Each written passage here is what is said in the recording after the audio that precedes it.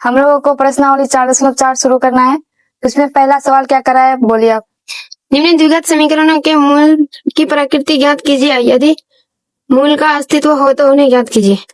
सवाल में कह रहा है कि अगर इसकी प्रकृति ज्ञात करो, अगर इसका अस्तित्व है तो इसका मूल ज्ञात करना है। तो पहला नंबर का सवाल 2x² माइनस बोलो। 3x प्लस 5 बराबर 0। इसका अस्तित्व निकालने के लिए हम लोग क्या निकालते हैं, डी बराबर होता है b² minus 4ac minus 4ac। तो b कौन है, -3 का स्क्वायर माइनस 4, a का गुणांक क्या है, a क्या है 2 और c 5। 3 का स्क्वायर कितना होता है 9। इसको गुना करेंगे तो 4 दूनी 8, 8 पंच 40।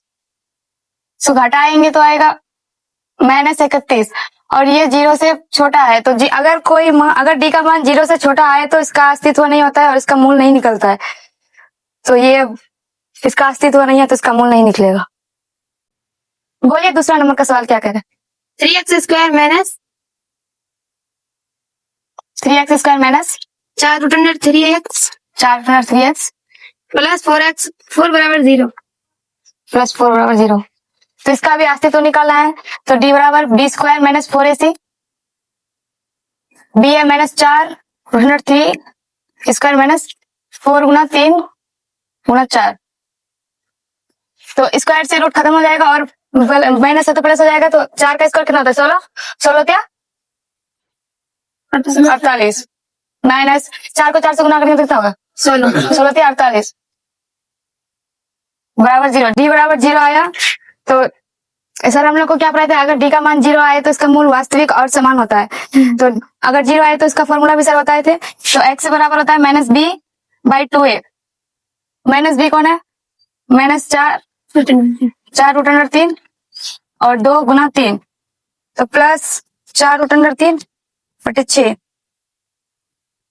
तो काटेंगे तो यहाँ पे 2 3 2√3/3। अगर जी का मान 0 आए तो इसका वही मान समान है तो दोनों एक ही मान होगा, x का दोनों मान समान होगा। तीसरा नंबर का सवाल 2x² minus 2x² minus 6x plus 3 बराबर 0। इसको भी जांच करना है कि इसके अस्तित्व में है कि नहीं है। तो d बराबर b² माइनस 4ac, b कौन है -6 का स्क्वायर माइनस 4 गुना a 2 है और c 3 है। तो इसका स्क्वायर 36 माइनस 4 दूनी 8 8 24।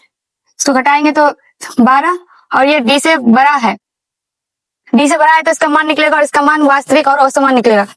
तो x बराबर -b प्लस -√d/2a। -b कौन है -6, तो इस फॉर्मूला में भी माइनस है, प्लस माइनस d है -√12 बाई 2 गुना a है 2, तो प्लस 6 प्लस माइनस 12 का परफेक्ट स्क्वायर नहीं है तो ये रूट के अंदर ही रहेगा बाई 4।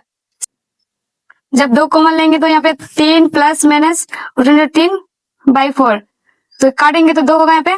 तो 3 प्लस √3/2 3 माइनस √3/2। प्लस माइनस है तो एक बार प्लस में लेना है और एक बार माइनस में लेना है।